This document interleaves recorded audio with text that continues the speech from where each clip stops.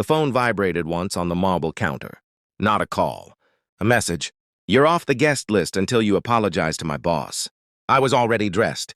Black suit, no tie. The kind of morning that smells like rain and decisions you don't reverse. I stared at my reflection in the dark window, watching my face fail to react. Years of training do that. Teach you how to keep storms behind glass. She came into the kitchen like a blade drawn in daylight. You embarrassed me, Linda said, voice tight, rehearsed. In front of everyone? I nodded, once, slow. Okay. That was it. No argument. No explanation. I picked up my coat. The message buzzed again, this time louder in my head than in my hand. Apologize. Or don't come. I left the apartment without looking back. In the elevator mirror, I practiced the face people mistake for weakness. By noon, the venue manager was calling me, whispering as if the walls could hear. By afternoon, the whispers had names attached to them. By evening, the city had turned its back to the color of steel. Linda thought the guest list was hers. She thought power could be borrowed like a jacket. The betrayal wasn't new. It never is. It's the moment you finally accept it that hurts. I had watched her change over months. New laughter that didn't reach her eyes. New phone habits, the way she said my boss like it was a title she wore to bed. I remembered the fundraiser 3 weeks ago, how she introduced me last. How her hand lingered on his sleeve instead of my arm. How she corrected him when he got my name wrong softly, lovingly, then didn't bother correcting me when I was erased entirely. I told myself it was ambition. I told myself I was imagining things. That night, after the message, I stopped telling myself lies. I didn't confront her. I don't do explosions. I did what I always do. I watched. I listened. I pulled records that didn't belong to me anymore, and found doors people assumed were locked.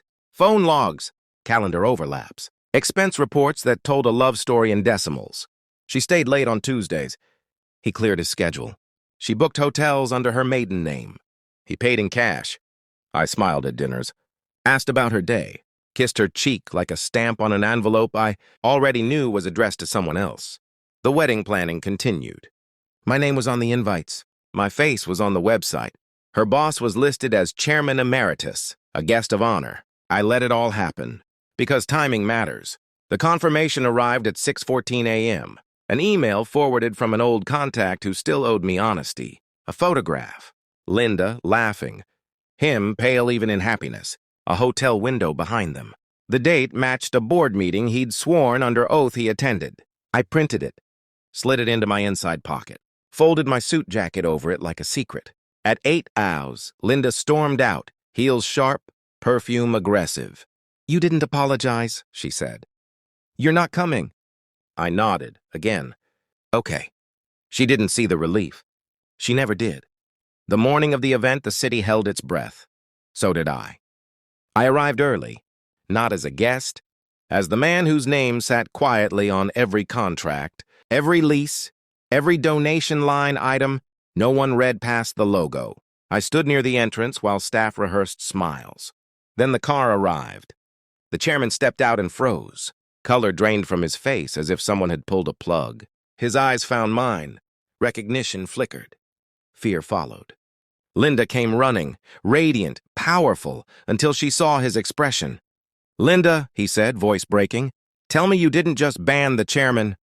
Silence fell like a dropped plate. She turned to me. The world narrowed to the space between us. What is he talking about? I reached into my pocket, didn't pull out the photo, didn't need to. I'm the chairman, I said softly. Acting, at least. Until the board votes. Her mouth opened, closed. His knees bent. He grabbed the car door. I leaned in just enough. You should sit, I told him. This next part is hard on the heart.